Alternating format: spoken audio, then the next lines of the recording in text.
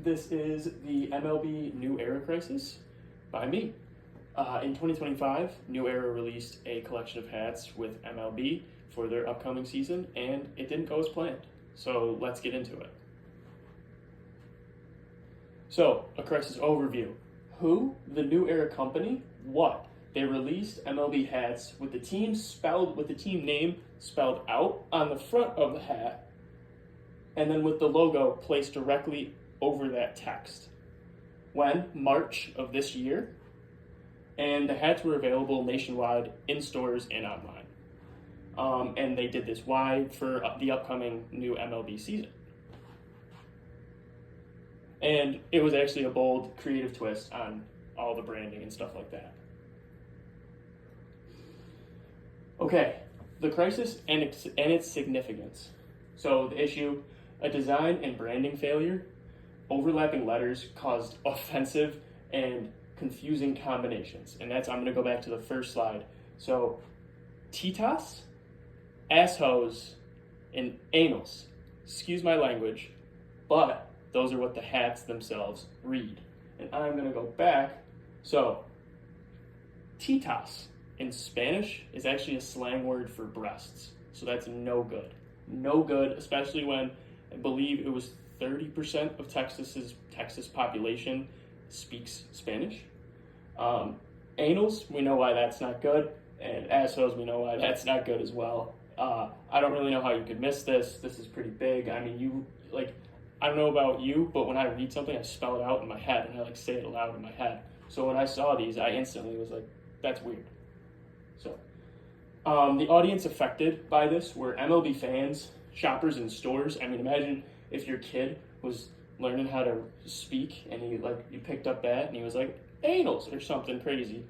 And social media users who shared and mocked the image, there's been plenty of memes, tons of posts about it. That's originally how I found out. I didn't find out through New Era social media because I don't really follow New Era that much.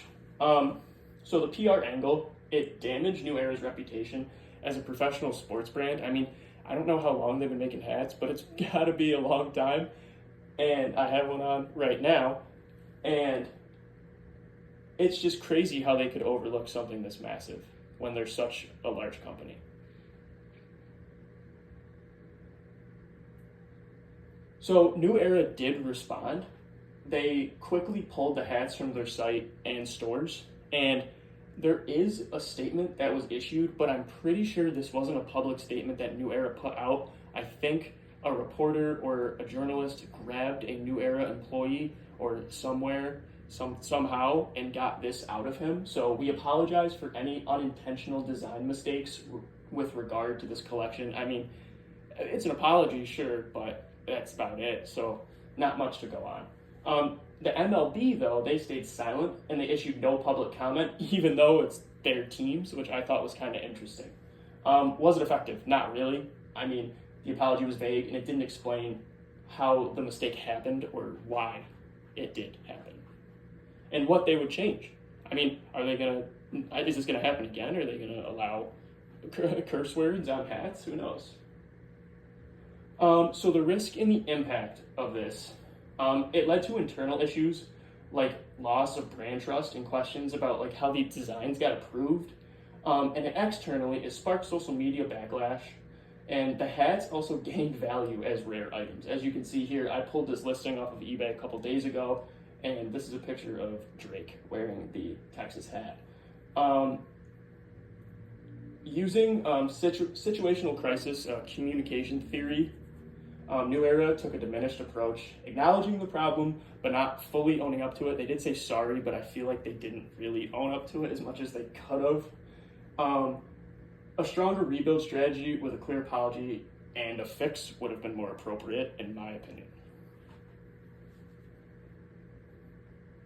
So my discussion questions for this are, should brands test designs with focus groups before a launch to catch mistakes like this?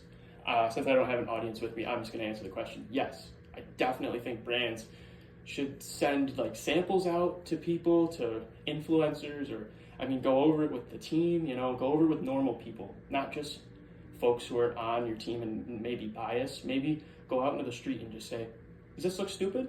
Would you wear this hat? Would you do this? I don't know. I'm taking a research class now, so hopefully that's going to help me learn how to do more of that.